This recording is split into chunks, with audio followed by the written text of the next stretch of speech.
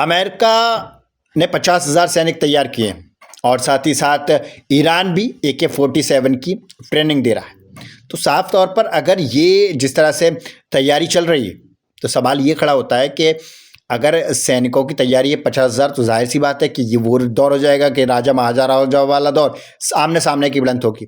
मगर आमने सामने की भिड़ंत पॉसिबल कैसे हो पाएगी, ये बहुत बड़ा सवाल है।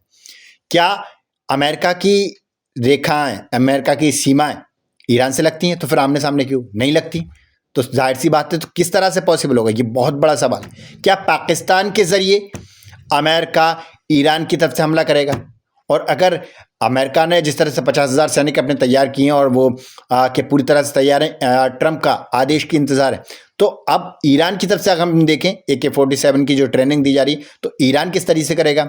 ईरान, अमेरिका का तो समझ में आता है कि कहीं ना कहीं पाकिस्तान की तरफ से कर सकता है, ईरान किस तरफ से करेगा, ये बहुत बड़ा सवाल खड़ा हो जाता है। तो जिस तरह की ये इनकी तस्वीरें हैं और निकल के सामने आ रही हैं, जिस तरह की बातें निकल के सामने आ रही हैं, तो बड़ा सवाल ये खड़ा होता है कि इनमें अगर जंग होती है, तो अगर ज़मीनी स्तर पर जंग होती है, तो सेनाएं आपस में लड़ती हैं, तो किस तरह से लड़ेंगी, किस देश में और किस बॉर्डर पर ये लड़ेंगी?